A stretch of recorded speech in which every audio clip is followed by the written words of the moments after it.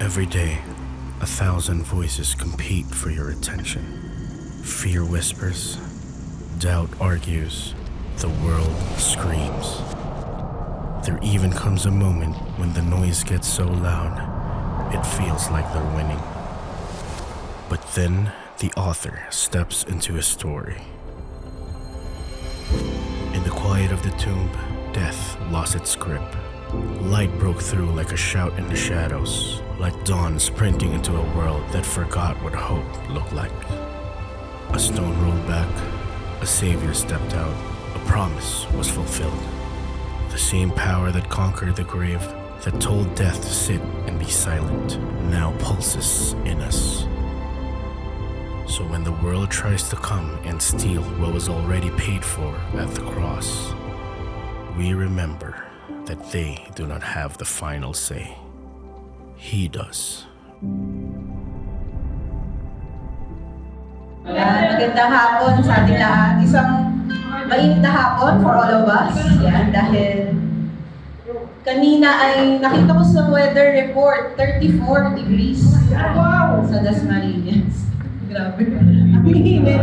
Pero sabi nga kanina, nag-huddle kami dun sa loob. Mainit man yung temperature, pero mas mainit yung presence ni God sa mga. So, sa nagsabi noon, maraming salamat sa encouragement. Pero ngayon, nandito tayo. So, this is our second part ng series natin na The Final Say. And we are so glad and blessed no, na weekly na yung ating service for Life Dasmariñas. And I know that for each and every one of us, whether bago pa lang tayo sa Life Dasma or we have been here for quite some time, I know na lahat tayo ito yung prayer natin, na mas mag-continue tayo sa faith natin kay Lord. So as we start this service, i-lay aside muna natin yung mga concerns natin and all, and let us focus to know more about God. Let us stand up, lahat po tayo, and let us be encouraged with this verse on Psalm chapter 20, verse 7. Basahin ko muna siya in English, then we can read in Tagalog. Some trust in chariots and some in horses, but we trust in the name of the Lord our God. May mga umaasa sa kanilang mga kabayo at karwaheng pandigma, ngunit kami ay umaasa sa Panginoon naming Diyos. Onting context, no? Yung time ni Haring David, pag ikaw ay may kabayo, kapag ikaw ay may karwahe, it was considered isa siya sa mga pinakamalalakas na military power.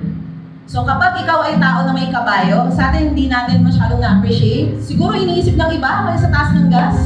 Mag-horseback riding na lang ba kami? Pero during that time, pag may kabayo ka, pag may karwahe ka, isa ka sa mga pinakamalakas na force. Walang makakatalo sa'yo. Parang gano'n. Siguro think of it na para siyang nuclear weapon. Ganon yung kabayo nun, guys. So time na yon, 2,000, 3,000 plus years ago. Kaya sinasabi ni David dito, si David, he's not just a king, but he's also a warrior. So alam niya, kapag may karwahe yung kalaban, pag may kabayo yung kalaban, naku, baka madehado kami. Pero anong sinabi niya sa huli? Ngunit, sabay-sabay nating basahin, kami ay umaasa sa Panginoon naming Diyos. Si Haring David to, a military warrior. Yung iba, trusting in horses, trusting sa karwaheng pandigma, pero siya yung trust niya na kay Lord. Because David knows na ang nagbibigay ng tagumpay ay si God. And ganoon din tayo, we can take itong truth ng psalm na to sa buhay natin. Ano ba yung mga kabayo at karwahe ng buhay natin? Yung feeling natin, ang hirap i-overcome nito, Lord, hindi ko to kaya. Masyado tong malakas, masyado tong higit kaysa sa akin, sa kakayahan ko. Pero, tulad ni Haring David, umasa tayo sa tagumpay na binibigay ng Panginoon natin Diyos. Pray tayo, Lord, marami pong salamat.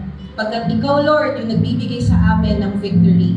And Lord, we choose to trust in your name. We choose, Panginoon, as your people, na magtiwala, na umasa sa iyo, Panginoon. And maraming salamat, Lord, kasi dito po sa lugar na to, hindi namin sinasamba ang kakayahan ng tao.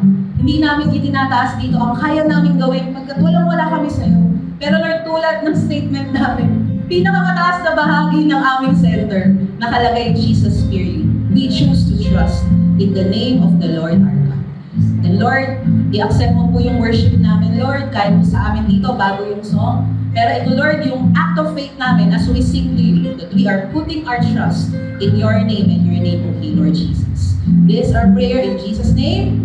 Amen. So like Dasma, magtiwala tayo kay Lord and sing songs to the Lord. Just after. Praise Jesus. Pagpalihan po natin ang ating Panginoon ngayong hapon. God, worship the Lord. Sisigaw ng alon, di mangangamba.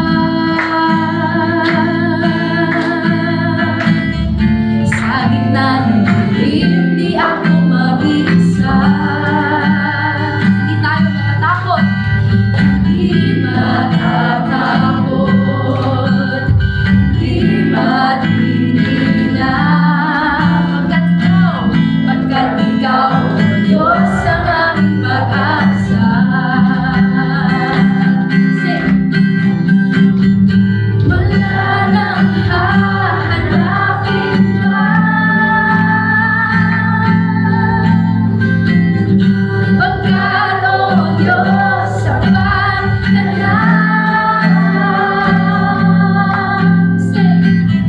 Pag-ibig mo, kalungan ko, ang abot mo, saligan ko. Sabay, sisigaw ng alon. Sisigaw ng alon, di mangangamba. Sa gitna ng dilim, sa gitna ng dilim, di ako mag-isa. Hindi matatakot, hindi maninila. Pagkat ikaw ang Diyos, ang aming pag-asa.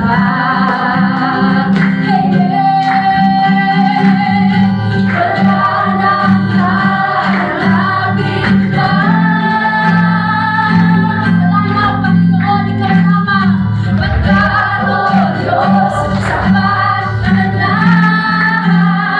Wala nang hahanapin pa. Wala nang hahanapin pa.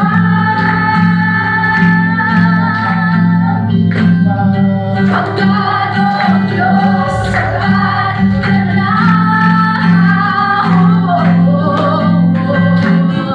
Pag-ibig mo, kalungan ko, sandigan ko.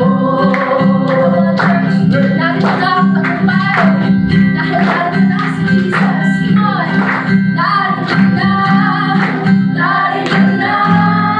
ang tagumpay. Narito na, narito na,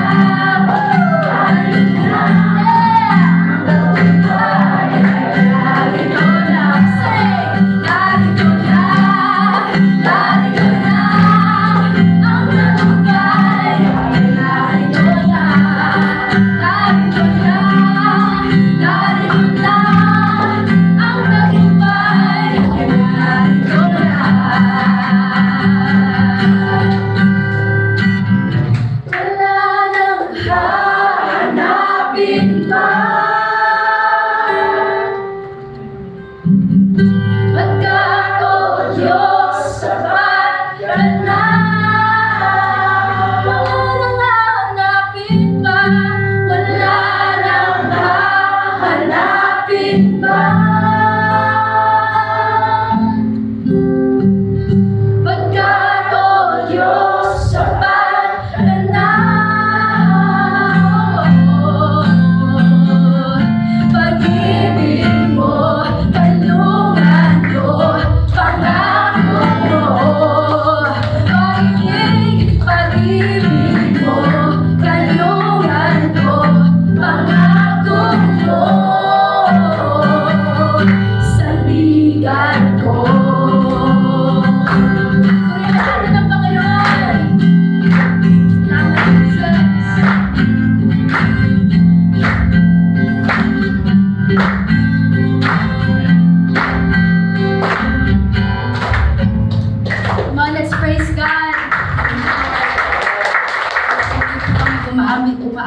iyo ngayong hapon na ito, Lord. Pwede ba nating sambitin sa ating mga labi? We just say, Lord, thank you. Salamat, Panginoon. Sobrang grateful kami, Lord, sa presensya mo, Lord, sa buhay namin.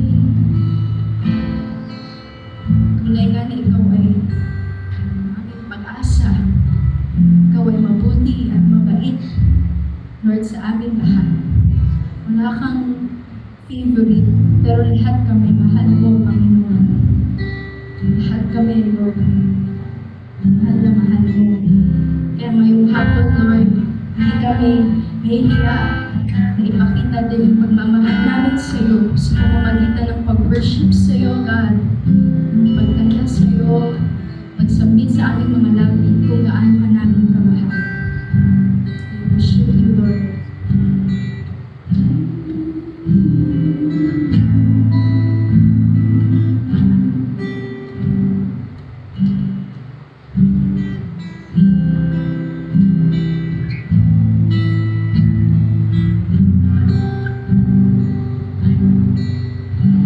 The world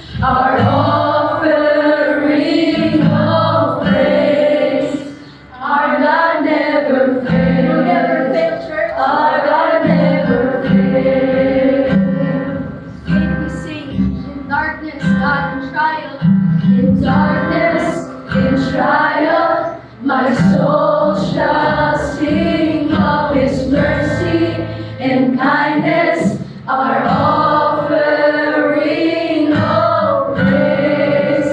Our God never fails, our God never fails. God, thank you, Lord. You never fail. You will never fail, God. Ikaw ang anchor ng hearts namin, Panginoon. Marami man po kami pagsusubok sa aming buhay. Ikaw ang pundasyon ng aming buhay. Ikaw ang cornerstone, Lord, ng aming life. Kaya kahit anumang bagyo ang dumating sa amin, hindi kami matitinag. Patuloy kaming magtatrust sa'yo, mananampalataya sa'yo, Panginoon. Dahil ikaw ang aming pundasyon at ang aming buhay. Lord.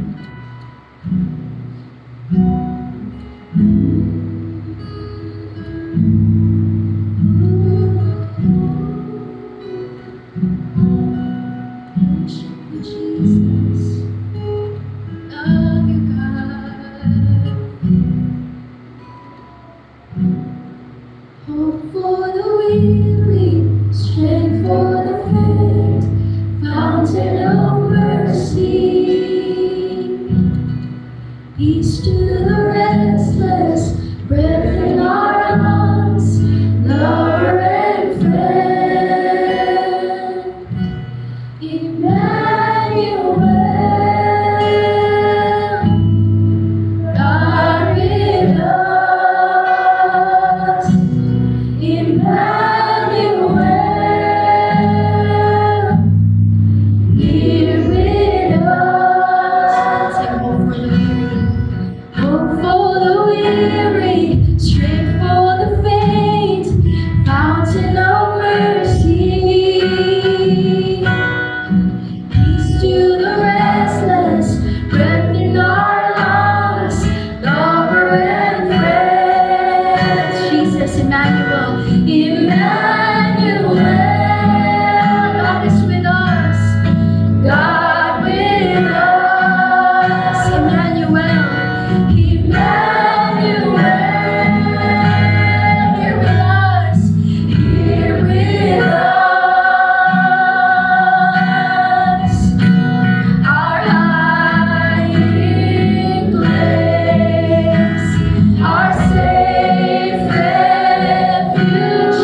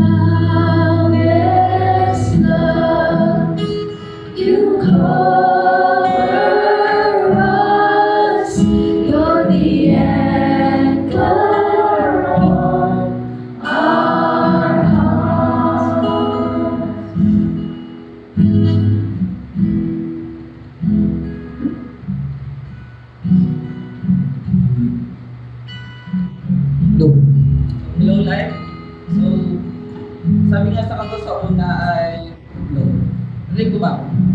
So sabi nga sa una kanina, sa sigaw ng alon ay hindi ka mangangamba. Because God promised na He will guide us sa mga situation na hindi natin kaya. And ayan, put everything and God will take our problem or any struggle in our life. No, si Lord yung mag-take nun.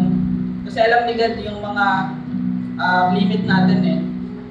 Then si God, bibigyan tayo ng strength.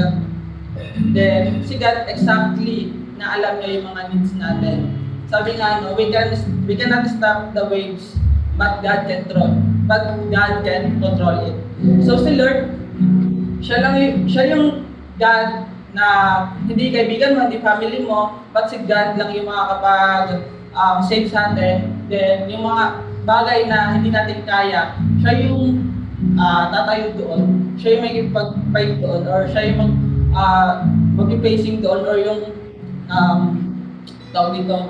Yan, kukunin sa iyo lahat ng mga bagay na hindi mo kaya.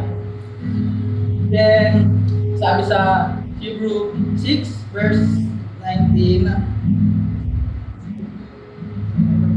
ayun. We have this assured and steadfast anchor of the soul, a hope that enters into the inner place behind the curtain. No? Si Lord, sabi kanina, di ba? God not fails. Ibig sabihin, sa sobrang perfect niya, no?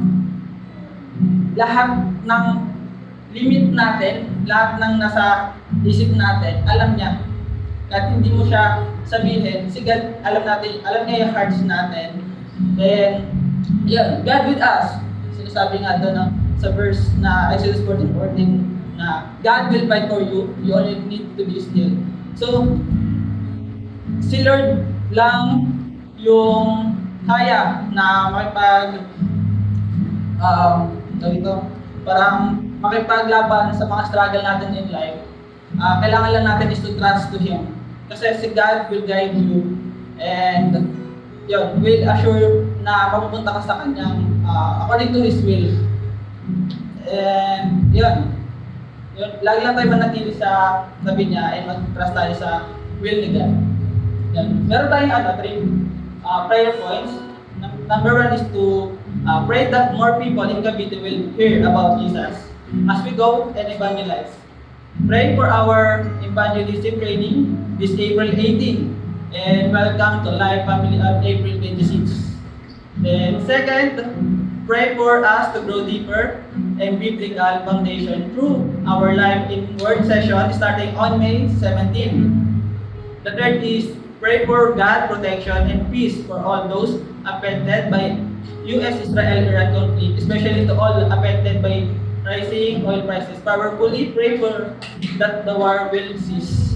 So we can group into 2. So yun, mag-pray lang po natin yung ano nakalagay dito sa prayer points.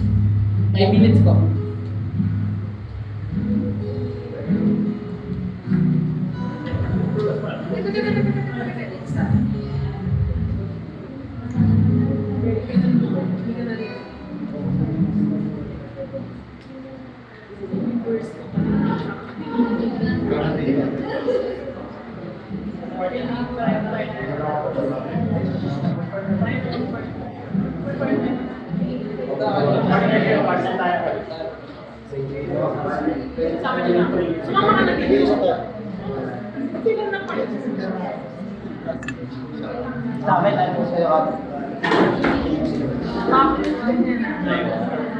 Kasi may limit lang ito kayo.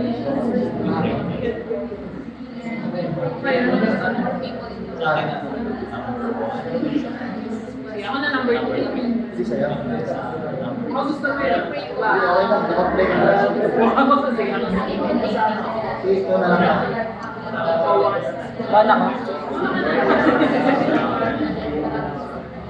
Lord, thank you for this day, Lord. Thank you for the opportunity na dito kami sa mag-worship sa iyo, Lord. Lord, pinag-pray po namin na siyempre na more people, Lord, sa kami na ma-evangelist na evangelist na celebrations na maraming pagkakas sa mga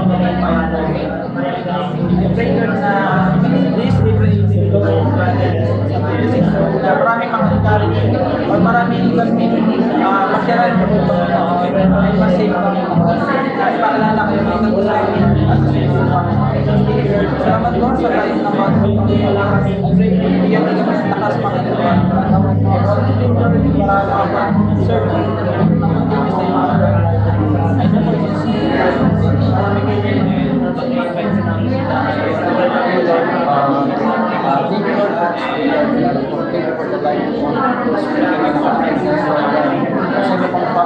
Members of family namin, Lord, I pray that we are serving Lord God, we are not affected of the war, Lord God. I pray, Lord God, sa darating na May 17, Lord God, mag-i-start na yung aming session sa country's word, Lord God. Sa mga training, Lord God, that will be our foundation, Lord God, gagawin namin every time na mag-preach sa mga nakakasama mo namin sa pagkakita. So Lord, make that time, make that session na mas maintindihan namin yung mga bawat training, sabi sa bawat training namin.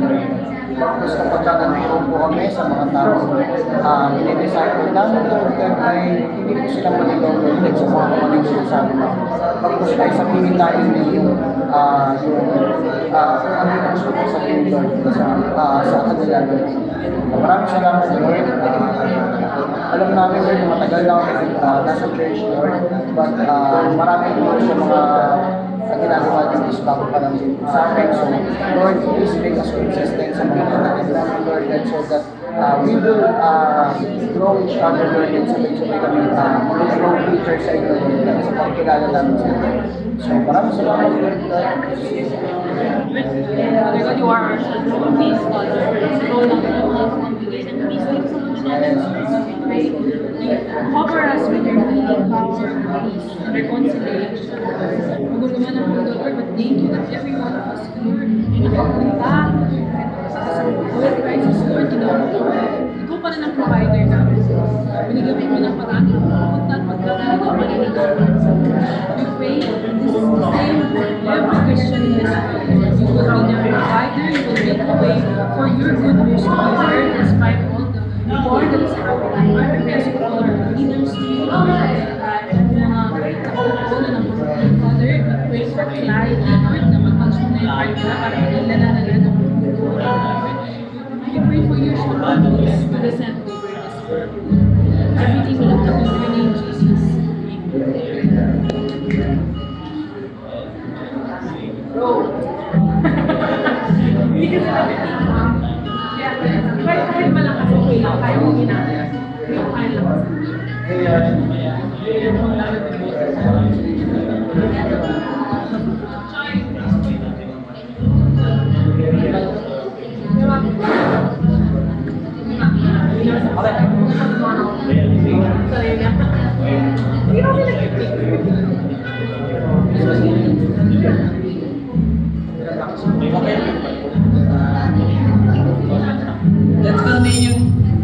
Let's continue our praying.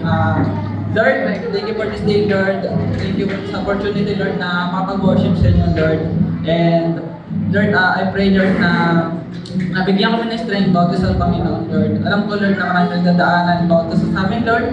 May kanya-kanyang struggle, may kanya-kanyang problem, Panginoon. Pero Lord, sabi niyo sa word na God with us. No? Hindi niyo kami iwan sa Lord sa mga hamon ng buhay na hindi namin kaya, Lord. And I pray, Lord, na continue, Lord, na palakasin yung faith namin, Lord.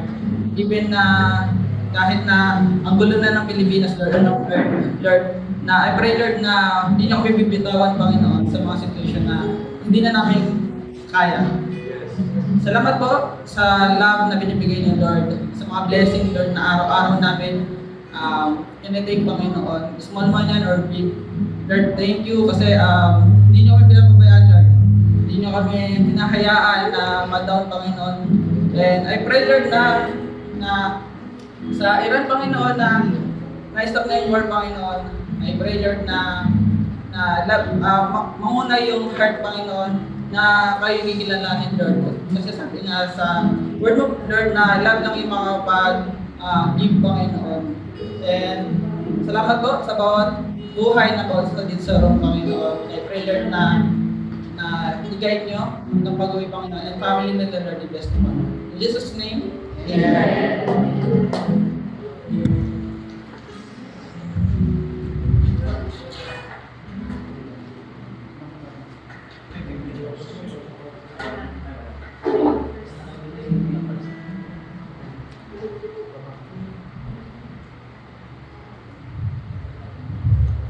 Tayo po tayong lahat. Let's all stand up in honor of reading God's Word. Let's read. Kung meron po kayong Bibles, yan, whether digital or physical, let's open our Bibles on 1 Corinthians chapter 15, verse 12. So we'll be reading until 28. So mga wala pong Bible, we can read sa screen. Sabay-sabay po natin basahin. 1 Corinthians chapter 15, verse 12. Now, if Christ is proclaimed as raised from the dead, how can some of you say that there is no resurrection of the dead? But if there is no resurrection of the dead, then not even Christ has been raised. And if Christ has not been raised, then our preaching is in vain, and your faith is in vain. We are even found to be misrepresenting God, because we testified about God that He raised Christ, whom He did not raise, if it is true that the dead are not raised.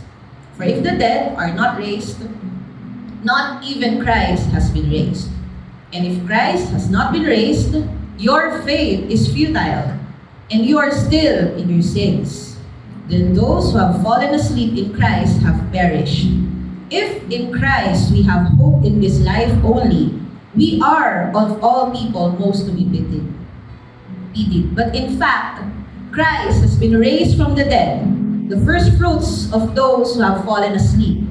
For as by a man came death, by a man has come also the resurrection of the dead. For as in Adam all die, so also in Christ shall all be made alive, but each in his own order. Christ, the first fruits, then at His coming, those who belong to Christ.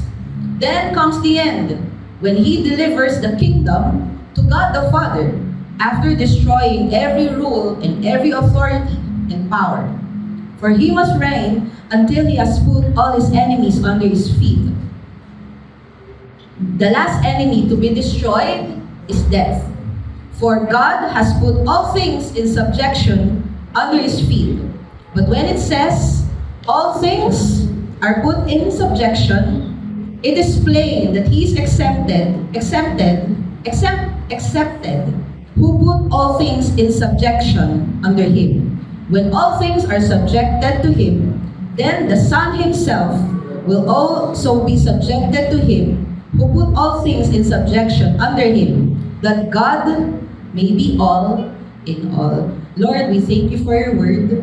I pray, Lord, as we hear Your word sa amin ngayong hapon, nawa, Lord, ito ay maintindihan namin.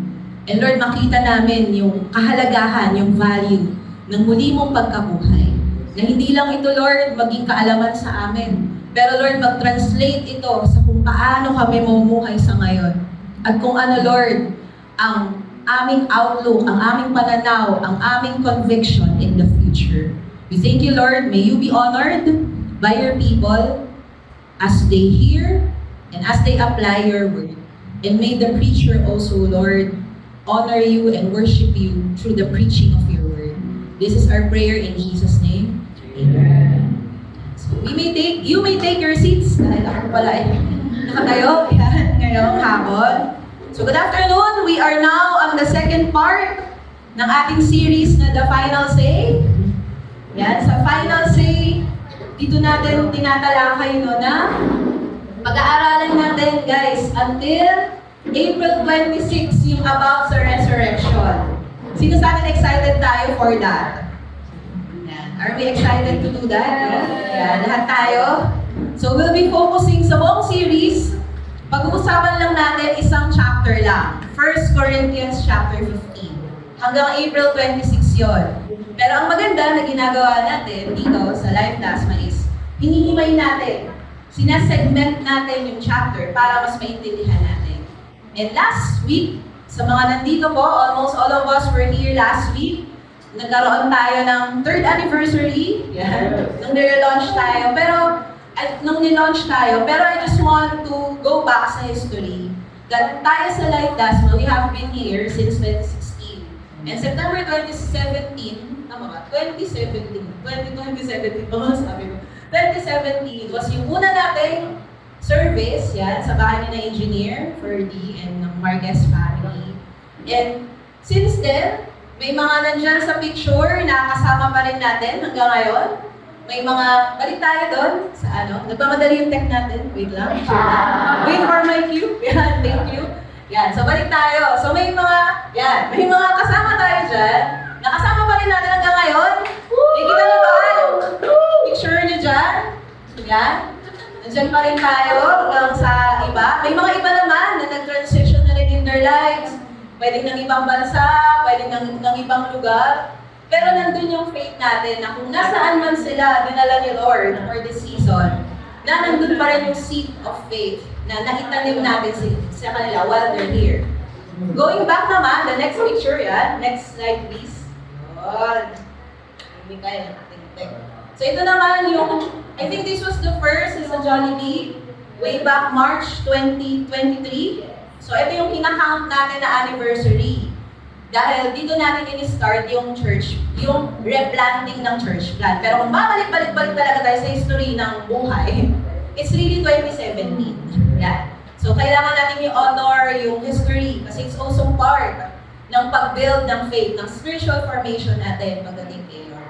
Si God, He has been so faithful. Amen? May mga nandun ng 2017 na nandyan sa picture na yan. May mga iba naman nakaka-add lang. And maybe yan yung first time lang pumunta. But God has been so faithful sa buhay natin. And then looking back sa picture natin last week. Yan. So mas marami nang makaka-relate to kasi halos lahat tayo nandyan last Sunday. More than the celebration ng ating 3rd anniversary since the restart ng church plant. And more than the launching of Life Dasma. Kapag sinabing launching, para siyang kasal, it's an event. Pero what happens after? Yun yung marriage, kumbaga. Connecting. So wedding yung launching, marriage na ito. Kumbaga marriage part na ito. So ano mangyayari sa atin after nating ma-launch? It's very important for us to know na sinaselebrate natin dyan. Mostly, marami tayong bagay na sinelebrate last Sunday. Pero yung pinaka-important for me na sinelebrate natin is yung Resurrection Sunday. Na si Christ nabuhay muli, namatay siya, nabuhay siya, nilibing siya, at nabuhay siya muli. Yun ang foundation ng faith natin. Kaya when I look at that picture, I remember it's Resurrection Sunday. But the question for us right now, as we continue on sa word natin, ano yung ibig sabihin sa'yo ng picture na yan? Ang picture lang ba yan ay dahil, sige, kakain kasi kami mamaya, ang bait ni na tatay sa baba, pinahiram yung 3rd floor, yung 2nd floor, gano'n. Yung ano ko dyan, post ko dyan, nakapang 3 ako, tapos may mga bisita tayo from other EN churches. Pero what does that mean for us? I hope na ma-remember natin, maalala natin yan, yung picture na yan, na Jesus is alive, and He's here with us. He's God with us, our Emmanuel. And yun din yung foundation ng faith natin, going back on 1 Corinthians chapter 15. Now, nasabi ko kanina that we'll be talking about the whole chapter. So bear with me. Kung makikita niyo ang ating slide ay may English sa taas at may Tagalog sa baba. Okay lang ba yun? Kasi kailangan, importante kasi ito kailangan ma-absorb natin itong meaning na to. And going back on the preaching last week, this is what's important. Namatay si Jesus, pinapasa niya ang pinakamahalagang mensahe. Sa English, ang ibig sabihin nun, first importance. Kung meron siyang message na ipipreach, si Apostle Paul, ito yun, si Jesus namatay, gaya ng nakasulat sa scriptures, bakit important yan? Kasi ibig sabihin, pag sinabi ni God, gagawin niya. Kung ano yung nakalagay sa Bible, God will do. Kaya ganun ka-importante na ina-anchor natin, naka-ankla yung ating faith of resurrection sa scripture. Nabuhay si Jesus, Basahin natin naka-underline. Nilibing siya. Importante yun, nalilibing siya. Kasi nasa scripture din yun in the Old Testament. That the Savior would die. He will be buried and He will be raised to life on the third day. Hindi day 3, on the third day. Sa ikatlong araw. Gaya ng nakasulat sa scripture. Yan yung, kung may ipapasa na message si Paul, yan yung important. Now, going back dun sa picture natin last Sunday. When we see this, do we associate that with this, with this? I hope that we are. Kasi yun yung pag-uusapan natin in the coming weeks. Yan. And ngayon, punta tayo sa verse 12, kadugtong yung binasa natin. I'm using contemporary English version. Sabi, kapag daw may mga bagong Christian sa church, magandang gamitin yung CEV. Kesa NIV, maganda rin yung ESV kasi galing siya sa original na sulat. Pero I believe na for this series, maganda na may translation tayo ng CEV, may translation din na tayo ng Pinoy. Okay lang ba yun? So medyo dalawa. So pili ka, English o Filipino. Pili ka na lang dyan kung saan yung mas comfortable. Ngayon, verse 12. If we preach that Christ was raised, so sina Paul to, bakit sinasabi ng iba sa inyo, sa Tagalog nga, bakit may ilan sa inyo na nagsasabing hindi muling bubuhayin ang mga patay? Ano yung pinag-uusapan nila? Yung verse before this? About sa resurrection ni Christ. Pero, kapag nagbabasa tayo ng word, tingnan natin, yung mga hindi sinasabi. Kasi again, Corinthians to, para itong love letter ni Paul, love letter talaga, tough love letter ni Paul sa Corinth. So, meron siyang ina-address dito. So, tingin nyo ano yun? Ano daw? May ilan sa kanila na ano na? Hindi muling bubuhayin yung patay. So, ibig sabihin, naniniwala sila na si Christ bubuhayin muli. Pero kami hindi. May lumalaganap kasing kwento noon, fake news, na hindi mahalaga ang katawan. The body is not important. Spirit lang, the soul lang is the only thing that matters. Kaya for them, ano sila medyo technical na word, pero mga believer ni Plato, Platonism, ako din believer dyan. Joke yun? Again? So, hindi po, yan. Hindi tayo. So, some of them, they believe, no, yung mga idol si Plato. Tsaka yung, if you would remember the Epicurean, dun sa series natin last month, yung mahilig mag-salon, kasi Epicure, manicure, pedicure. Okay, joke na naman yun. Sorry na. So, most of them, they don't believe na mag-resurrect ulit yung tao. Pero, ano nga ulit yung resurrection? It is of first importance. Sabihin nyo nga yan, first importance. Sa Tagalog sabihin natin, pinakamahalagang mensahe. Pero yung iba, hindi sinabing lahat may iba na hindi naniniwala na i-resurrect ulit yung mga patay. Pagpalagay natin kung sinulatan tayo ni Apostle Paul. Pagpalagay lang natin. May mga iba ng mga taga-life tasman na hindi naniniwala sa resurrection. Tingin na kayo ngayon, tingnan nyo yung katabi nyo, sino kaya sa kanila? Baka nagaganyan sila nung binabasa tong letter, no? Sino yung mga hindi naniniwala? Pero isipin natin, importante na si Jesus namatay, na nabuhay, pinako sa cross, namatay, nilibing, at nabuhay muli. So, kung may mga naniniwala na hindi nabuhay muli si Christ, punta tayo sa verse 13. Kung totoo yung fake news na yan, sinasabi ni Paul, di hindi rin muling binuhay si Christ. Kasi ibig sabihin nun, yun yung foundation ng faith natin. So si Paul, if you would observe sa mga mahilig sa mga discourse or discussion, ginagamitan niya ng logic. Itong part na to. Okay yung sinasabi niyo, so kung hindi mabubuhay ulit, hindi na nabuhay ulit si Christ. Gets niyo ba yung flow ng Hindi pa, so sample pa ulit tayo. And if Christ wasn't raised to life, our message is worthless. Walang kwenta ang pinipreach namin. At baliwala rin ang faith nyo. Sinasabi dito ni Paul, kung hindi kayo naniniwala na bubuhayin ulit, mag-resurrect ulit ng mga tao, it's as if sinabi nyo na hindi nag-resurrect si Christ. At kung hindi nag-resurrect si Christ, walang kwenta yung pinipreach namin. walang basehan yung faith ninyo. Kasi, if you would go back, maraming relihiyon sa mundo. May mga leader sila, sina Buddha, sina Muhammad, na yung leader nila namatay. Pero walang nabuhay muli. Diba? Namatay mawasan ganun eh. Kahit si Manalo yung pangalan niya, pero hindi siya nanalo over death. Kasi namatay siya, hindi siya nabuhay muli. Diba? Pero yung God lang na meron tayo, yung God na meron tayo si Jesus, siya lang yung God na nag-resurrect from the dead.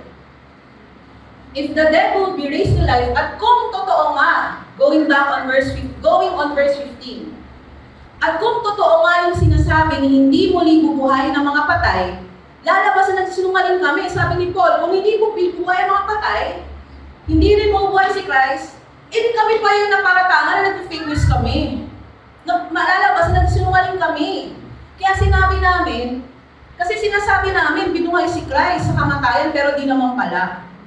Baka sabihin, fake news kami Pero ito talaga yung totoo. So Paul was making a conversation to the Corinthians while writing the letter. So if the dead won't be raised to life, Christ wasn't raised to life. Grabe yung flow ng statement niya, no? If ganito, hindi na buhay muli si Christ, then, ganito yung mangyayari. So, kung nag-create si Paul ng logic over them, unless Christ was raised to life, on verse 17,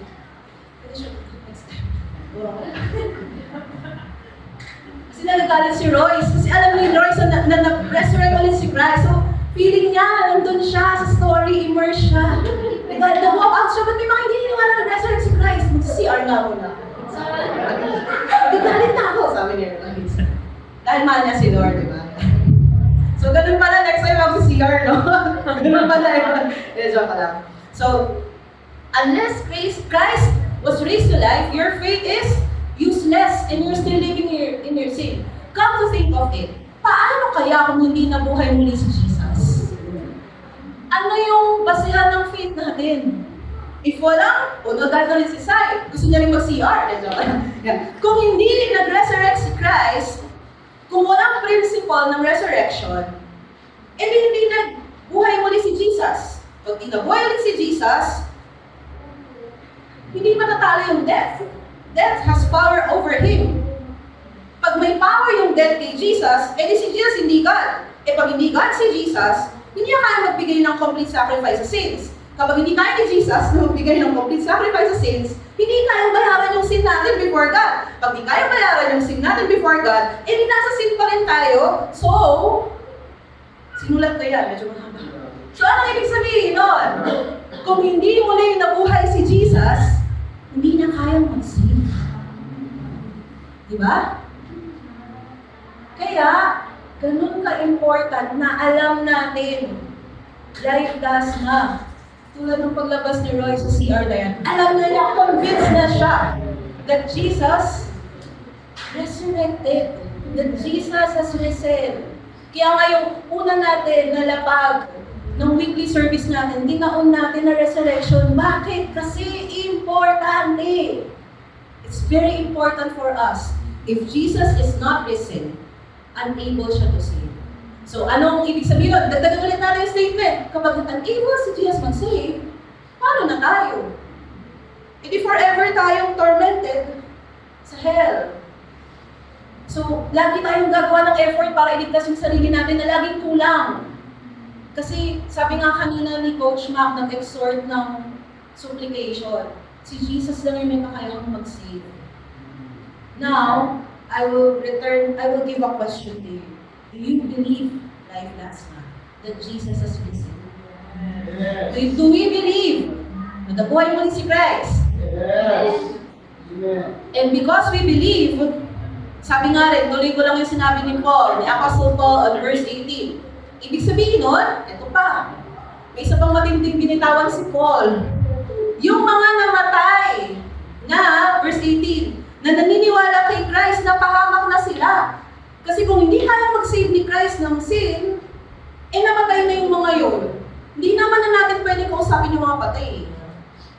Feeling kasi sa ibang belief na kapag may namatay, nag-pray tayo, marinig yung prayer, kayang iligtas. Walang ganon, si Christ lang talaga yung kayang mag-save.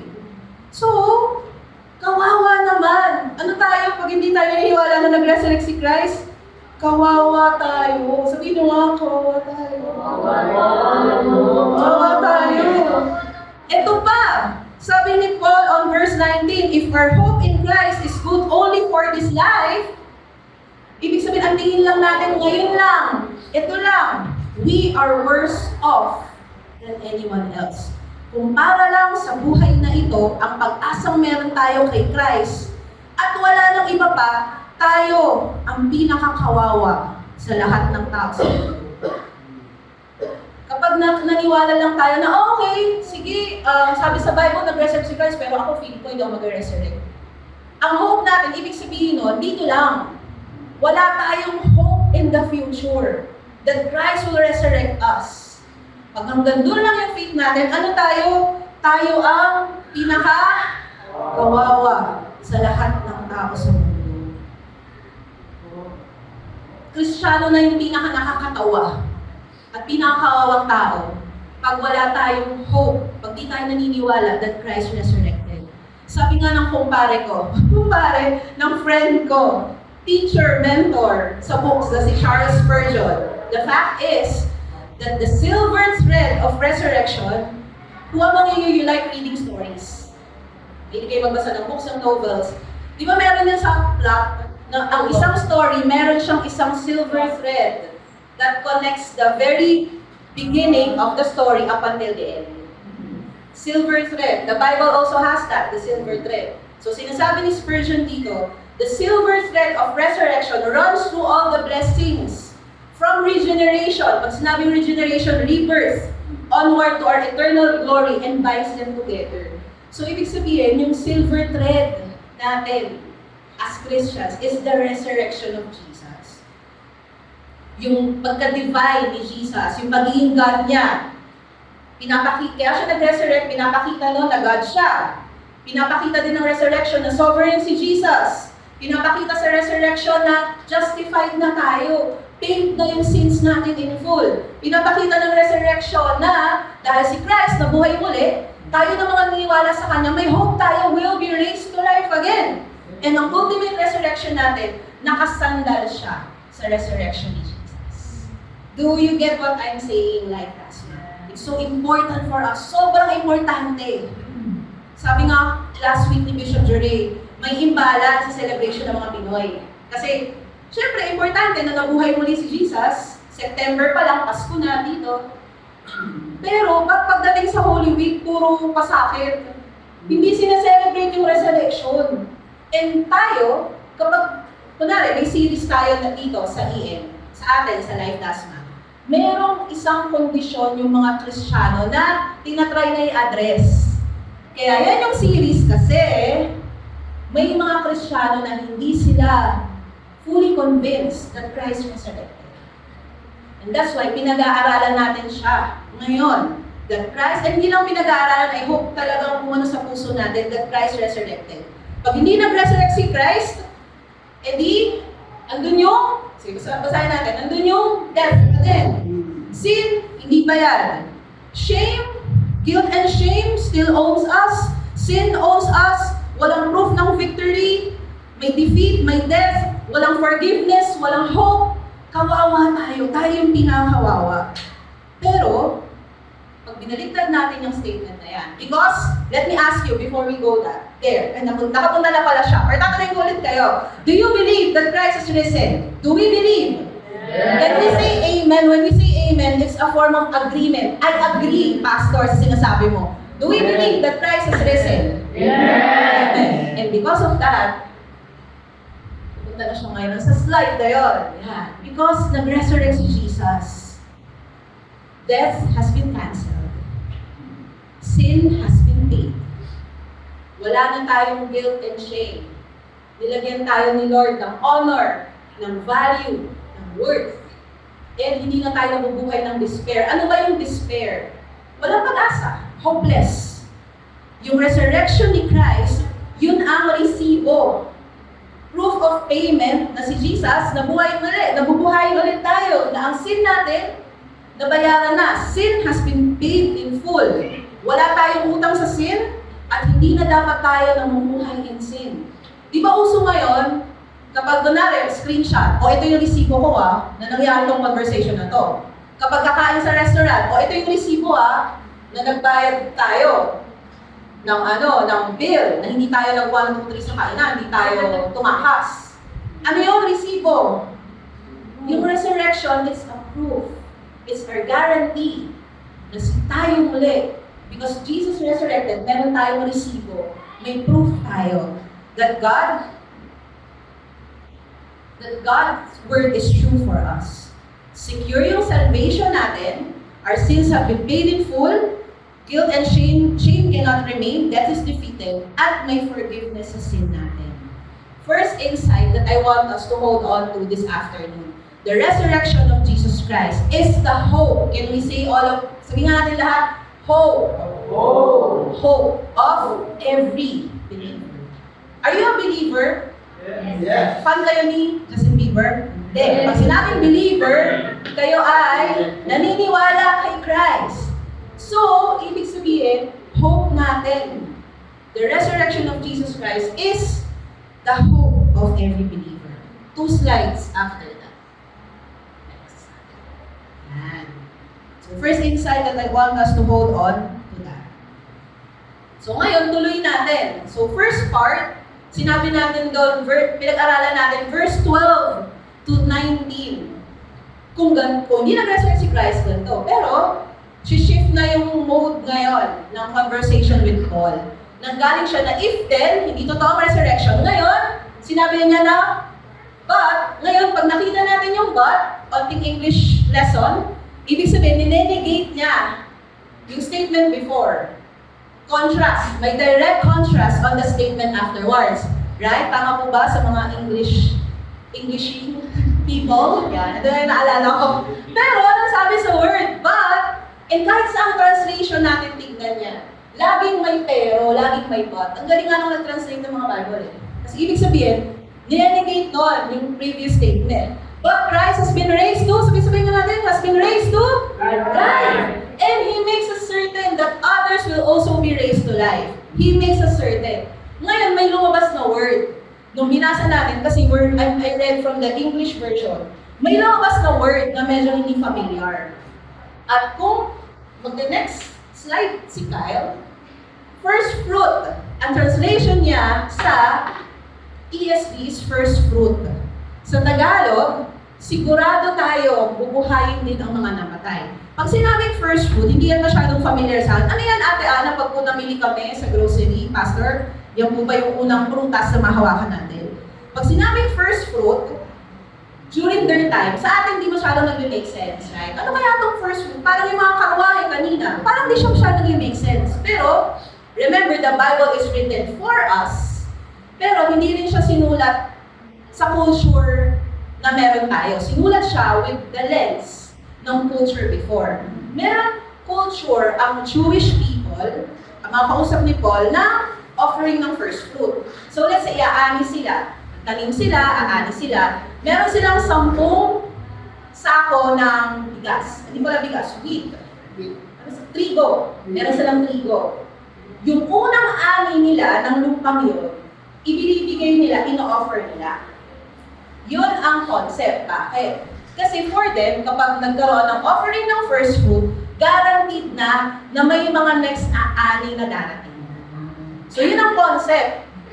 Gets ba? Yan, naiintindihan mo ba natin? Yung concept ng first fruit. So sinasabi si Jesus, siya ang first fruits. The first fruits. Di ko nga alam ba't fruits eh. Dapat yung first fruits. Pero, ang translation talaga, first fruits. Bakit si Jesus yung first fruit? Kasi sino ba yung unang namatay, tas nabuhay muli? Si Jesus. Pero baka may magtanong sa inyo, Pastor Ana, bakit po may kwento sa First Kings? Na si Elijah, meron pong widow doon, tas binuhay muli yung anak niya. Pastor Ana, meron po si Lazarus Di ba patay na siya, ilang days na 3 days, mabango na nga siya eh. Kasi nasa tomb lang, pero nabuhay siya muli. Question. After mabuhay ng widow's son, meron pang isa, yung widow of Nain. Another instances yun. Nabuhay muli sila, pero namatay ulit sila. sila. So, ibig sabihin, medical term, sila ay na-resuscitate. Nabigyan lang ng breath, pero after, towards their life, they also died. Pero si Jesus lang yung, hindi siya na-resuscitate, pero siya ay na-resurrect. Kaya sinasabi ng word na siya yung first fruit. Dahil nangyari kay Christ, ibig sabihin sa lahat ng naniniwala kay Jesus, this will also happen to us. Wow! Ako lang yung na-excited. Ako excited na ako na mabuhay muli, pero may mission pa tayo dito sa Dasme. So hindi pa. Meron plan na si Lord at hindi natin kayang i-predict. Pero hanggang nandito tayo, ibig sabihin may hope for us. Si Christ yung first fruit. Verse 21, that just as we will die because of Adam, kung dahil sa isang tao, si Adam ang unang tao, nag-fall ang humanity, naka-experience sila ng kamatayan. Kasi ang intention ni God, babalik tayo sa Genesis, yan, if you have been hearing, I always go back sa reference ng Genesis. Kasi yan talaga yung original design ni Christ ni Lord sa atin. Hindi dinesign ni Lord ang kamatayan. Hindi dinesign ng Panginoon ang death. Pero nag-disobey ang mankind, kaya na-experience sila ang kamatayan. Dahil sa unang tao na si Adam. Gayun din. Sabi dito, we will be raised to life because of Christ. And si Christ, na if you would recall ng life day, sa mga nandito, si Christ ay hindi lang tao, pero siya din ay Diyos. Kaya siya lang yung kayang tumubos sa atin. Siya lang yung kayang mag-save sa humanity. Because He is fully man, like Adam, but fully divine as well. Fully God. Hindi 50%, kundi buo. Yung divinity ni Christ and humanity niya. Dinala ni Adam ang kamatayan sa ating lahat at dadalhin naman ni Christ ang buhay sa ating lahat. Kaya nga tayo, as Life Church, we are here to love God and love people. At ang pangalan natin ay life. Nakakaya naman, pag Life Church yung pangalan natin, tapos di tayo naniniwala that we will be resurrected back to life. Diba? Parang, ano yun? Ganun. Tayo na talaga yung pinakawawa. Pero, if we would go on verse 23, si Christ, si Christ siya ang first fruit of all creation. Because Christ is the first fruit, we will be resurrected back to life. Pero sabi sa verse 23, sa time na bubuhay ng bawat isa, we must wait for our turn. Wait lang. May tamang order ang things. Si God, He is a God of order. He did not create chaos and confusion, but He is the God of order. Balik tayo ang Genesis chapter 1, verse 1. Yung symbol nun that the waters were there, it was a symbol of chaos, of order. But then God created. In the beginning, God created the heavens and the earth. It's as if it is God saying that He is the one that restores order, that gives order. So may order din yung resurrection. Si Christ, yung pinakauna, at nangyari na yun, nabuhay na siyang muli. Tapos pagbalik niya, Christ will come back. Bubuhayin naman na yung mga tao sumusunod sa Kanya. The rest, ito yung tinatawag natin na resurrection of the believers. Ibig sabihin, meron ding resurrection for those na hindi naniwala kay Christ in their lifetime. Pero ma-resurrect sila, but then, they will experience eternal hell or eternal torment. Pero sa atin, after pagkabalik ni Christ, bubuhayin niya tayo. Sino sa atin kasama doon? Ako lang, sa loob, kita-kita po tayo. Sa langit, wala tayo, Christ, sa lahat ng sumusunod sa Kanya. Kaya, ang resurrection for the believers, not for everyone yan. Para doon lang sa mga tumanggap kay Christ at kinilala si Christ bilang Lord and Savior nila.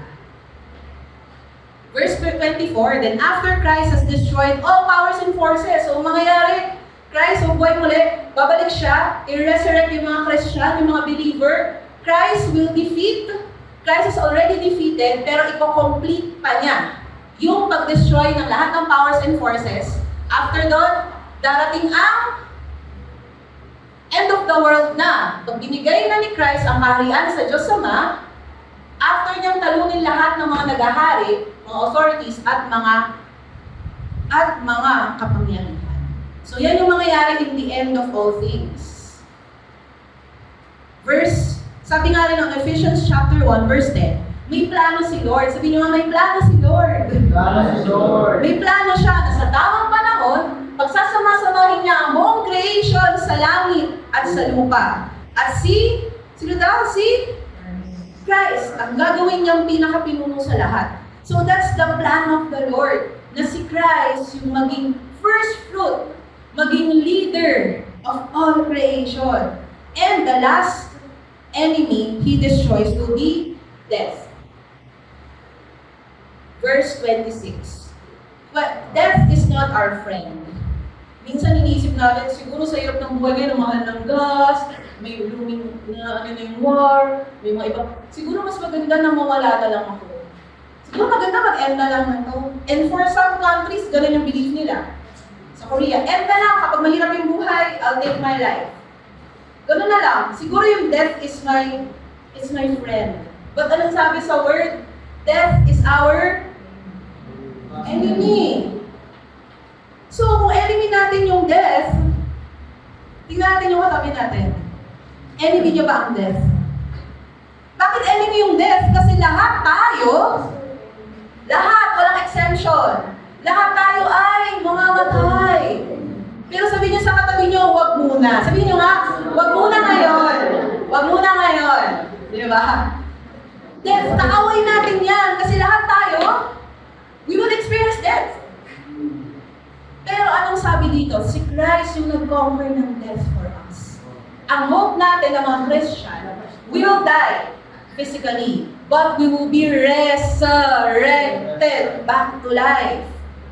So isipin natin kung hindi tayo naniniwala sa resurrection. Ang buhay natin, okay, kaaway ko ng death, okay, tapos na. Pag namatay tayo, wala na. Eternal darkness, nothingness. Pero ano yung hope natin? Life lasts na. That when we die, when Christ comes back, He will bubuhayin niya yung mga tagasunod niya. So may hope, Pastor Alan, kahit ito yung nangyayari sa bansa natin, ito yung pinagdadaanan namin sa buhay natin, merong hope for us. And we are able to have that victory because of Jesus Christ. Kaya nga, I love how so nakalagay yung Jesus. Kasi yung minsan, ano nagawin namin, Lord? Tingala tayo. Tingin tayo. Ayun na, Jesus. Siya yung name above all names. Siya yung owner of everything. Siya yung leader of all creation. Verse 27, sinasabi sa scripture, nilagay ng Diyos ang lahat ng bagay sa ilalim ng kapangyarihan niya. Pero dun sa phrase na lahat ng bagay, hindi siya kasama. Malinaw na hindi kasali ang Diyos doon kasi siya yung naglagay ng lahat ng kapangyarihan. It is God who put everything under the power of Christ. So yung resurrection pala, ito pa yung value ng resurrection. Hindi pa naman ako nag-preempt sa next na part ng series natin. Pero dahil naniniwala tayo sa resurrection, may hope tayo na marirenew din yung mga bagay na. Meron bang mga bagay sa buhay niyo, life last na parang hindi na ito mababago, hindi na ito marirenew, ganito na to. Kapag may hope tayo sa resurrection of Christ, ang ating resibo, ang proof, ang ating guarantee, ang ating security, then ano yung pinaka-imposibleng bagay na iniisip nyo ngayon? Hindi nyo sabihin, kasi iniisip nyo yan. Ano yun? So ngayon isip tayo, imagine with me, one thing na feeling nyo imposibleng mangyari in our world today, in your situation today. Hindi yan imposible. Diba? Hindi yan imposible. Just enroll in the agency. Pakikap na lang po kung dahil sa recording. Hindi yan imposible. Naka-record tayo. Pakikap na lang po dito. So, ibig sabihin nun, may hope tayo. What's the most impossible thing that you think can happen in your life right now? We have hope. Because Christ resurrected. Last point that I want to leave for us this afternoon. Last insight. The resurrection of Jesus Christ proves His victory over sin, death, and darkness. It proves yung victory ni Christ sa atin. What does it look like if a Christian, or if us, we don't believe in the resurrection? Hindi tayo naniniwala na resurrection yung hope natin, hindi tayo naniniwala na resurrection yung victory natin. Para tayong itong question na to. Ano yan? Are you familiar with this car?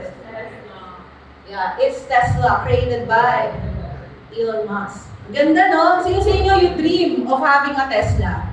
Yes! Di kuryente ba yan? Di ba? Di kuryente ba? Hindi ako familiar, pero parang, o yata, o diesel yan, o pero parang, yan. So, it's Tesla. Ang ganda niyan. Pero, naunahan ako ni Kyle. Mag-joke pa sana. Ayaw niya na ako mag-joke. Inunahan niya ako. Pero okay lang, bro. Okay lang. Pero imagine ninyo, na kung yung Tesla, yan. May nawawala sa kanya. Ano yan? Ano may nawawala? Driver. Seat number. Yung obvious lang. Yung makikita natin sa picture na yan. Yung hindi tayo masyadong mag-iisip ng malalim. Dahil patapos na rin naman ako. Ano yung nawawala? Driver. Makina, walang engine. So kahit na puno yung gas niyan, kahit na gwapo yung driver niyan, kahit na kumpleto, maganda yung sound system, pero pag walang, ano yung nawawala? Makina. Hindi siya tama. Right? Tama? Yung resurrection, parang yan yung engine ng faith natin. Pwede nagsuserve tayo. Pwedeng ang ganda ng center natin. We believe, no, that one day God will bring us to a bigger place. Yes! And si Amen! Lord, totoo siya sa pangako niya. Nag-provide na nga siya ng chairs para sa atin eh. Nag-provide din siya to the generosity of His people ng keyboard. Kulang na lang yung kiki. Pepe play. Kanina tinry ko, pero medyo maano na yung skills ko sa piano. Medyo kinakalawang na ikama. We know that provide si Lord sa buhay natin. And God will provide because He's a good God. But imagine with me, no? Kung yung faith natin walang engine. And dito sa illustration na to, the resurrection, yun yung engine ng faith natin. Para lang tayong palamuti, para lang tayong model, picture lang tayo, but not living out the life that Christ has given to us. So let me challenge you, my Lord, this afternoon. Christ is risen. Do we believe that? Do we believe that like that? So parang do we believe that Christ is risen? Amen. Yes. Yes, we believe na si Jesus na buhay muli. Kaya dahil doon, yung resurrection, yung hope natin, and yung resurrection, yung proof ng victory ni Christ, let us have these action statements. Huwag lang natin hayaan na yung insights kanina manatiling insights, but let's put that into action.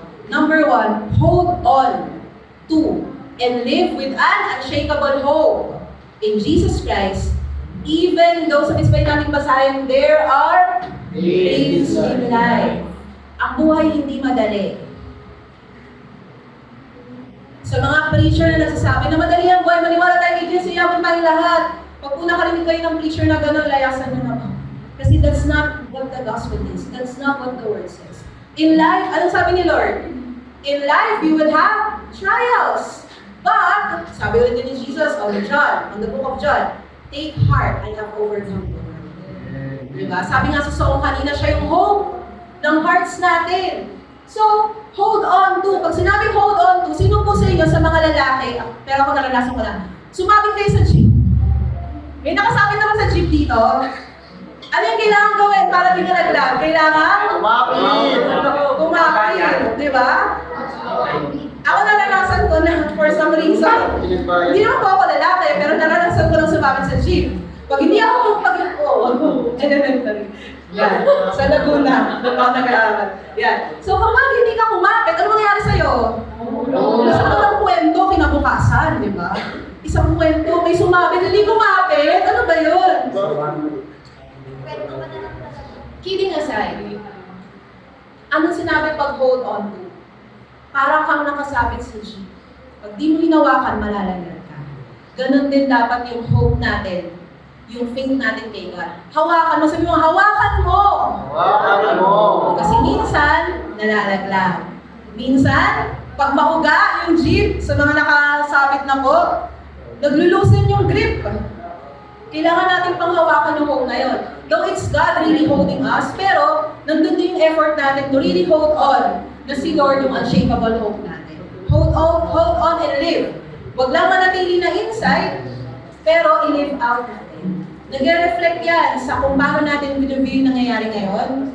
Kung alam natin na buhay si Christ and may hope, every gising is a blessing, sabi nga ng nanay ko. Hindi ko alam saan niya napulot yun. Sinabi ko yun. Baka nga, hindi ko alam kung saan niya nakuha yun, pero medyo may katotohanan naman yung sinabi niya na yun. Yan. Ibig sabihin nun, the way nagigising tayo bilang isang estudyante, bilang isang nanay, bilang isang young pro, isang tatay, hawak natin yung hope eh. So kapag pupunta tayo sa trabaho, ibibigay natin yung excellence natin. Hindi man excellent yung iba, narinig ko to, may isang nagsabi, Ate Ana, Pastor Ana, bumoto pa po ba ako? Eh, para po yung mga sa gobyerno eh. Hindi lang po kaya ako bumoto. Sabi ko, hindi ganoon. Kasi may hope tayo that Christ will change the world. Pag na-elect yung mga tao na, kilala nila si Lord. Makabawasan yung corruption. Hindi perfect, kasi hindi pa no heavens and no earth, pero makabawasan yung corruption. So ikaw ngayon, as a student, alam mo yun eh, kaya kapag pupunta tayo dito, mag-serve tayo with excellence, ibibigay natin yung best natin, we give all that we have for God. Kasi my hope through resurrection. If nagsistruggle ka ngayon in your life, financially, poverty is not what we have in our wallets. Do we know that? But poverty is a mindset. There is an invisible connection from the heart to the wallet and to the mind. Connect tayo mga yan. So, ano ibig sabihin ko? Ang poverty mindset. You can have everything in the world. Pwedeng may Tesla ka na gano'n. Pero kung ang mindset natin, pahirap pa din.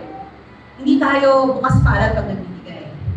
Laging may reservation, laging, paano pag nakulang kami? Paano pag ganyan? Save ko na to, save ko na to, save ko na lang to. Yes, maganda mag-save. I'm not saying huwag tayo mag-save. Importante yun. Wisdom, even the ants nga eh. If we look sa mga langgam, nag-save sila for rainy day. Pero pag huminto na doon sa saving at hindi siya mindset yung poverty, it becomes greed. Nagkakamal. Takot ka maubusan. Natakot kasi may fear. Kasi hindi pa provide si Lord eh. So, sino provider? Ang tingin natin, hindi si Lord ang provider. Tayo. Pero ano bang sabi ni Lord? He is the provider.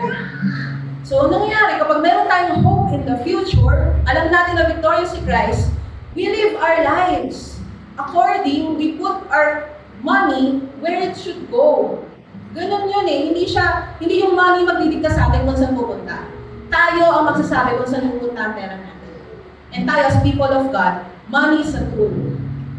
Money is not bad, but money is a tool.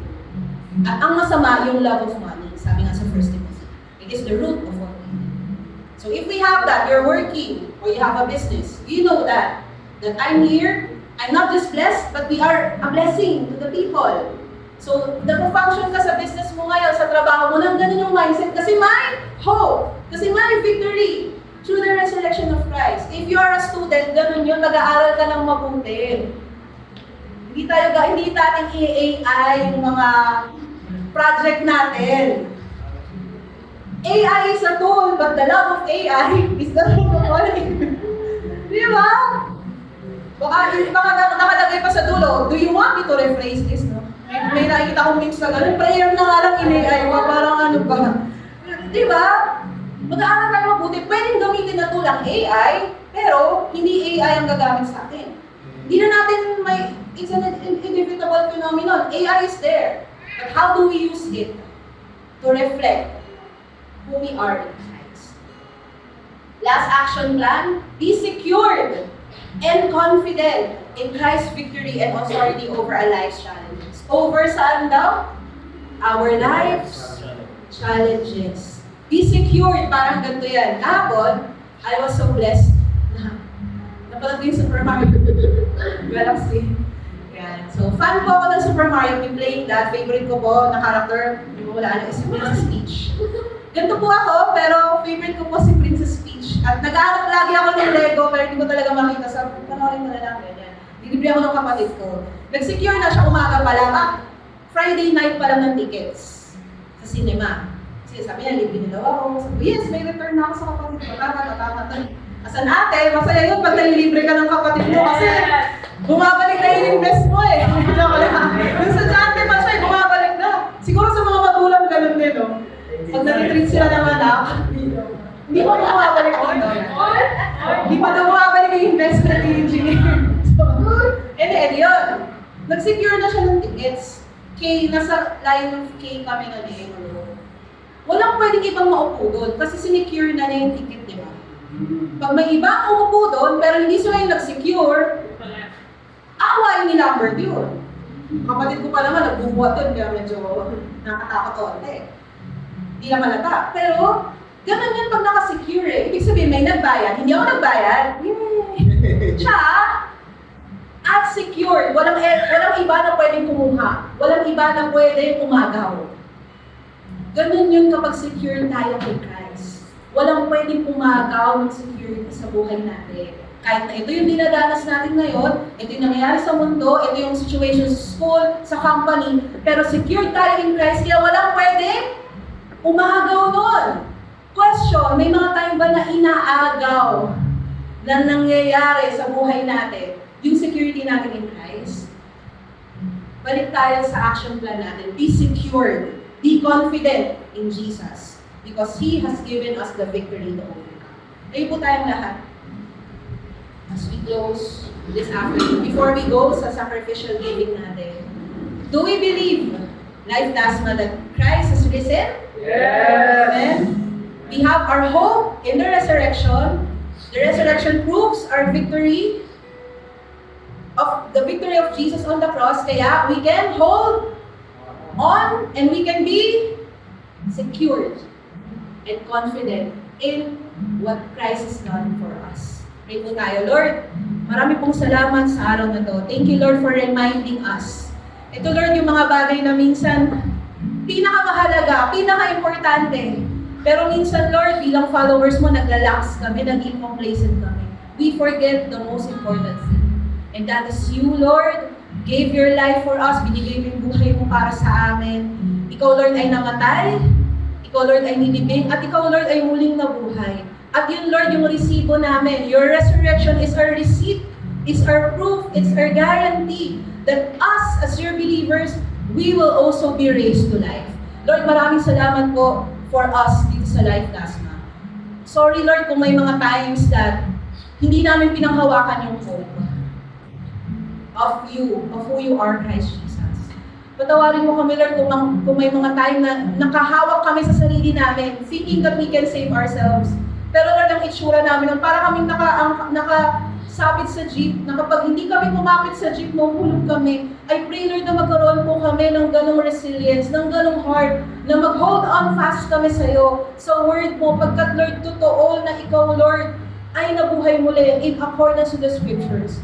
Lord, sa mga panahon po that hindi namin makita na victorious kami, victorious na kami, Lord, because of who you are and because we have you in our lives. Sometimes, Lord, naaagaw ng mga nangyayari sa mundo, yung faith namin, yung security namin. Ibalik mo kami, Lord, for us to be secure and be confident in you. Maraming salamat, Lord, because as we hear this message, we will no longer be hopeless.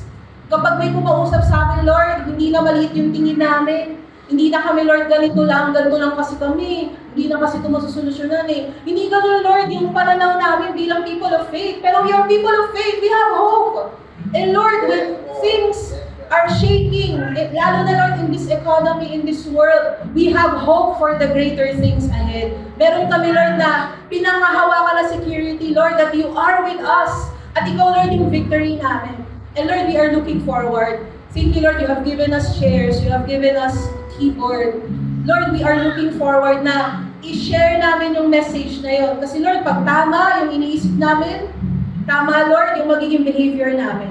So ngayon, Lord, maraming salamat kasi tinatama mo yung isip namin, yung pagkilala namin sa'yo. So that we can proclaim you, Panginoon. And we can have that strength, that victory, that hope that we can only find in Jesus. Maraming salamat po, Panginoon, for this time. And excited na kami to learn more about the resurrection power, our engine. Kung sasakyan man kami, Lord, the resurrection is our engine. Maganda man lahat, pero kung hindi kami hiniwala sa'yo, our faith is useless. But thank you, thanks be to God, that you, Lord Jesus, has overcome, and you are alive, and you are risen, Panginoon. Maraming pong salamat for this time. This is our prayer as people of faith, in Jesus' name, Amen. Right, so we can take our seats. Sino sa atin excited na i-share yung resurrection to people around us? Yan. So, kung meron kayong classmate, friend, always speak life because we have hope in Christ. So, let me call on, as we continue to worship God this afternoon, let me call on Pastor Eric to exhort us in this time of sacrificial. Amen. Amen. Yan po sa atin na encourage sa word na ating napakinggan. Yes, amen. Ayan. So, mahalaga doon, maintindihan natin yung kahulugan ng resurrection. Kasi kung walang resurrection, yung ating gathering dito, walang sense ito eh. Yung ating fellowship, yung ating ginagawang live day or ginagawa natin na gathering natin, yung ating live news word sessions, lahat ng yan walang sense ito. Wala muling pagkabuhay. Okay? Kaya pray ka kasi nabuhay na muli ang ating Panginoon. Okay, sa oras po ng pagbibigay ay gusto ko kayong i-encourage sa word dito. May English, may Tagalog. Na-appreciate niyo ba? May English, may Tagalog version. Yes. Yeah, so mas maliwanag, mas naiintindihan natin yung ating binabasa. Basahin ko na yung English version. Proverbs 3, verse 9 to 10. Sabi dito, honor the Lord with your wealth and with the first fruits of all your produce. Then your barns will be filled with plenty, and your vats will be bursting with wine. Sa Tagalog, parangalan mo ang Panginoon sa magitan na paghahandog sa Kanya ng mga unang bunga ng iyong ani. Kapag ginawa mo ito, mapupuno ng ani ang iyong mga bodega at aapaw ang inumin sa inyong mga sisidlan. Kung atin pong babasahin yung practice ng mga people of God doon sa Old Testament, makita natin na yung paraan ng kanilang pag-honor kay Lord sa pagitan ng paghahandog, no? Paghahandog, sabi nga ay ng mga unang bunga ng ani. Yung first fruit kasi kanina, yung First Corinthians 15 verse 20, iba naman tinutukoy naman doon ay walang iba pang ating Panginoon Jesus. Siya yung pangalan, siya una ng buhay na maguli. So first fruit din yun. Pero ito naman ay literally, ito yung ginagawa ng mga Israelita kapag sila ay nag-o-honor kay Lord. Sila ay naghahandog ng mga sabi nga kanina ni Pastor Rana, yung unang ani nila, no? May share si Lord, may portion si Lord na binibigay o inilala nila para bilang pagpaparangal sa Panginoon. So tayo rin, mahalaga na pinararangalan natin ang ating Panginoon sa magitan ng ano ba yung ating pwedeng ihandog sa Panginoon. Kasi mahalaga yung honoring, ino-honor natin si Lord sa lahat ng ating mga ginagawa. At maging sa pag-ibigay natin. Sabi nga ng Colossians chapter 3 verse 17, honor the Lord. Hindi pala yan. Whatever you do, in word or deed, do all in the name of Jesus Christ. In the name of our Lord Jesus. So ano man yung ginagawa natin, ito ay bilang pagpaparangal sa Panginoon. So ngayong hapon nito ay i-honor natin si Lord sa magitan ng ating paghandog o pagbibigay. Hindi mahalaga yung magkano pa yung binibigay. Mahalaga yung ano ba yung sa puso natin? Ano ba yung maluwag sa puso? Yung hindi ka napipilitan, yung pusang loob, yung pusang handog. So mahalaga yung sa magitan ng ating paghandog kay Lord, ino-honor natin ating okay? So ihanda natin yung ating mga kaloob at tinatawag natin yung mga ushers na mag-assist sa atin. Okay,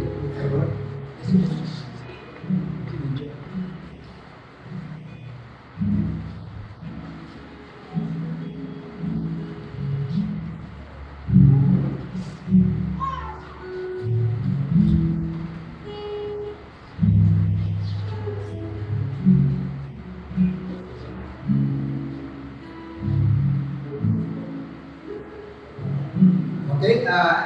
Kita yun tayo. I-extend natin yung thanks natin sa mga kalong nito. At pray natin, Lord, maraming salamat kasi you are our provider, Panginoon. Kung ano man yung binibigay namin para sa iyong kingdom, ito rin ay galing sa iyo, Panginoon. Kaya yung mga halaga nito na aming binigay, ihandog, nalikod, Lord, binabalik namin sa iyo ang lahat ng papuri at pasasalamat. Kasi nasabi mo, Lord, sa iyong pangako na hindi kami maubusan kahit na meron mga crisis, Panginoon. Kasi ikaw yung aming provider, Panginoon. Hindi mo hayaan na kami ay magkulang sa aming pangailangan sa araw-araw. Sabi mo sa salita, Panginoon, kung yung mga ibon nga na hindi nagtatanim, hindi nag-aasip, sila ay hindi nalalaglag sa lupa. Pinakakain mo sila, inaalagaan mo sila, Panginoon. Gahanap pa kami, Panginoon. Nanilikha mo ayon sa iyong umalis. Alam ko na kami ay patuloy mong ingatan, patuloy mo kami susuprayan ng mga pangailangan namin sa araw-araw. Lord, hindi kami nagpapanik, hindi kami naangamba o nag-worry man. Kahit na napalitan namin yung pagtaas ng mga bili, pagtaas ng petrolyo, Panginoon, alam namin, ikaw ang Diyos na may kapangyarihang mag-supply ng aming mga pangailangan sa araw-araw. Maging sa family namin, Panginoon. Kaya Lord, pinasasalamatan kami dahil ikaw ay napakabuti, ikaw ay kapal, Panginoon. Ikaw ay totoo sa iyong mga pangako na hindi mo kami ipagkukunamin. Pinupuri ka namin sa mga taga rito, Panginoon. I pray na, Lord, mas malalago dito, Panginoon. Ito mga seed na nilagay namin sa bag dito, Panginoon, balik namin ngayon, Panginoon. Lord, ito ay imumultiply mo, Panginoon, para ito ay magamit lalo sa kaluluwalhati ng iyong banal na pangalan. Sa mga kamay na nagkaloob, continue to bless them, Lord. Continue to provide their needs, O God. Lord, yung mga pangailangan namin, hindi kami padala namin, ikaw ang nagbibigay ng ating Diyos. Pinupuri ka namin, in Jesus' name we pray. Amen. Amen. God bless you. Thank you, Lord.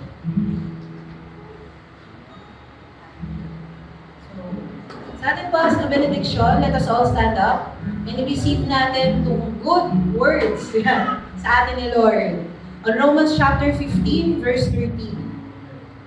So, may the God of hope fill you with all joy and peace in believing so that by the power of the Holy Spirit, you may abound in hope. Sa Pinoy version, taas mo natin yung kamay natin na sa side as an act of faith. Pinagpe-pray ko sa Diyos, ang source ng pag-asa, na sana talagang maging masaya kayo at palatag dahil naniniwala tayo sa Kanya. Para daw mas lalong lumakas ang pag-asa nyo sa tulong ng kapangyarihan ng Holy Spirit. Lord, as we hold on sa truth na ikaw yung hope and victory namin, naniniwala kami, Lord, na ikaw yung aming source, ikaw ang aming nabibigay sa amin ng pag-asa. And Lord, pinapanalangin din po namin yung mga tao na hindi pa nakakarinig ng iyong salita, na maging masigasig kami, Lord. Holy Spirit, pinag-pray ko po na kami bilang mga disciples, bilang mga followers si Jesus, na ikaw po ang tutulong sa amin para lalong lumakas ang pag-asa namin sa iyo. Maraming salamat, Panginoon. Ito po ang aming panalangin sa pangalan ni Jesus. Amen. So, live class na tayo